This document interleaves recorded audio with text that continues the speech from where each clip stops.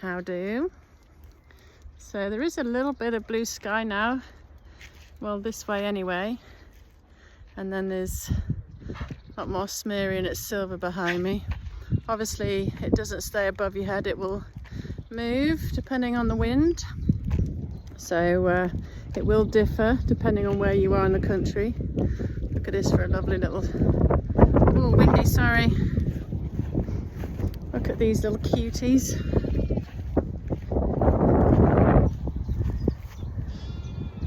That's a happy sight. Aren't they gorgeous? Lovely sign of spring. Anyway, as I was saying, I hope people start to see through this net zero nonsense in the name of being green and loving the nature, because everything about net zero is anti-nature, anti-green, whether it's spraying our atmosphere with chemicals that are bad for the cardiovascular and respiratory system, you know, they cause things like asthma, etc. The fact that sulfur dioxide will hurt the ozone layer, it will cause acid rain. Aluminium oxide is linked to things like dementia, Alzheimer's, as well as all these other things that they potentially are using. But those are the two main ones. That is not green, that is not natural, that is definitely not good for nature or our planet or anything life, us, animals, insects. You've obviously got your solar panels. That's destroying our food security, killing thousands of bees and butterflies that land on them thinking they're water when they're in a massive amount of fields, rather than just the one solar panel on a roof, and they think it's water, they land on it and they electrocute themselves. All this stuff, shit from China, non-recyclable, needs massive landfill, uses slave labour. All these batteries for cars, all the mining that needs for finite minerals, and the process poisoning the water supply in the meantime. The manufacturing of EVs is much more heavily intensive. EVs kick up a lot more pollution due to the weight of the vehicles. They often burst into flames. And the batteries again need to go into landfill. Or you've got wind turbines, kill whales. Yes, there's many documentaries on it. Kill birds, again need mass landfill. Again, shipped all the way from China.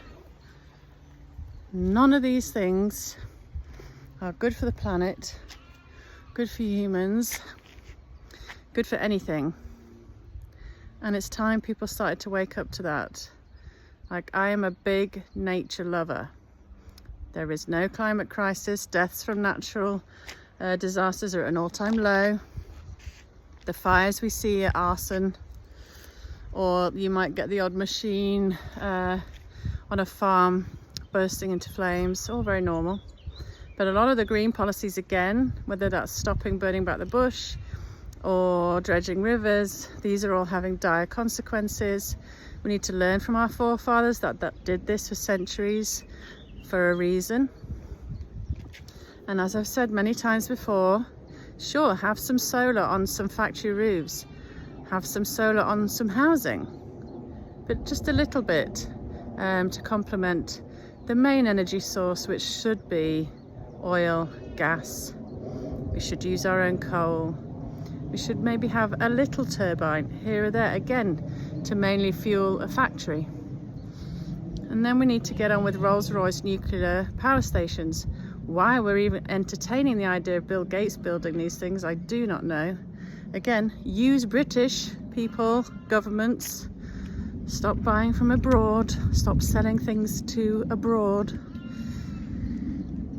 And then I think, like I've said before, I don't see why it should be difficult to create a green biofuel that can be put into all these existing boilers, cars, you name it, because all these green people, again, are very happy to just throw away onto a mountainous heap of metal perfectly good gas boilers, perfectly good fossil fuel cars.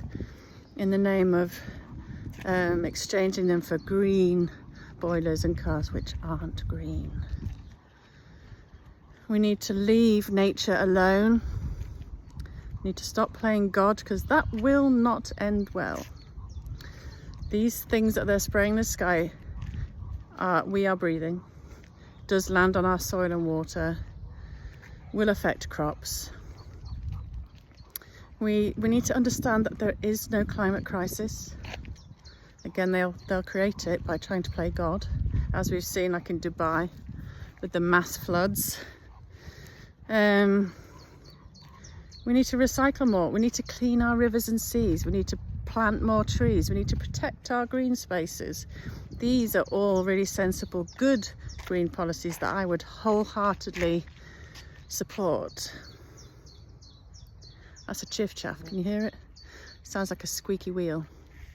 Anyway, as a massive lover of nature, everything these people are doing right now is quite sadistic towards nature. And as I said before, we all need to start realising this and understand that CO2 is our friend. It's why farmers pump it into greenhouses to grow our food, because it is the source, the gas of life. It is at quite record lows, much lower. It doesn't end well for us. And it is the most minute percentage of our atmosphere, and the majority of it is produced by natural sources. We need to wake up to reality. We need to stop soaking up the utter nonsense propaganda, climate fear porn that people are fed on a daily basis. And we need cheap energy so that we can heat our homes, cool our homes accordingly to the weather. And yes, in places where it's very dry, perhaps look at food that can be grown in purpose-built greenhouses with water supplies, etc., that can help, manipulate the food sources in a manufactured way, so to speak. But to do en masse geoengineering is insane, and this needs to be stopped immediately.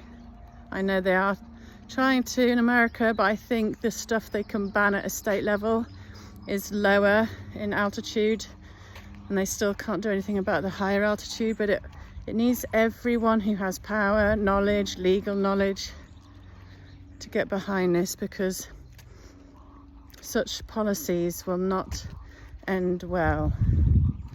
I want our governments to love greenery, nature, countryside. That is true green, true nature lovers, not destroyers of nature and all that lives.